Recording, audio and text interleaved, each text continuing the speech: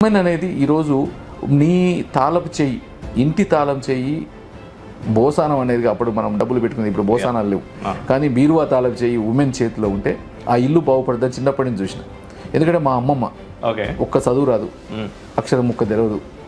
నేను చిన్నప్పుడు మమ్మల్ని స్కూల్ నుంచి రాగానే లెక్క పెట్టమనేది డబ్బులు. కానీ లక్షల రూపాయలు తను ఒక్కటే మెయింటైన్ చేసేది ఇంటిని.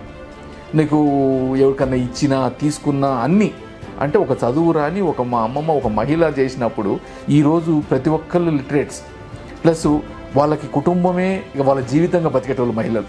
వాళ్ళ సొంత ఇష్టాలు ఉండవు. వాళ్ళకి అనేటోళ్ళకి డబ్బులు సంపాదించడం నేర్పించి వాళ్ళకి అనేటోళ్ళు నిలబెడితే ఈరోజు దేశం ఎట్లా బాగుపడుతుందో మనకు తెలుసు. దానికోసం ఏదైతే స్కిల్లింగ్ అనుకుంటున్నామో మహిళలకు స్కిల్లింగ్ చేయటం, ఏదైతే ఈరోజు మోడీ గారు పెట్టిన స్కీమ్స్ ఉన్నాయో మహిళా ఎంపవర్మెంట్ కింద వాళ్ళకి ఈ లోన్స్ ఏదైతే ముద్రా లోన్స్ కానీ మిగతా లోన్స్ కానీ అన్ని రకాల లోన్స్ వాళ్ళకి కల్పించడం, వాళ్ళని వాళ్ళ మీద నిలబెట్టడం, ఇవన్నీ కూడా మనం చేయగలిగితే ఖచ్చితంగా రేపు ఒక డెవలప్డ్ వికసిత్ భారత్ అని ఏదైతే మోడీ గారు అనుకుంటున్నాడో అదే వికసిత్ నల్లగొండని మనం చేయగలుగుతాం.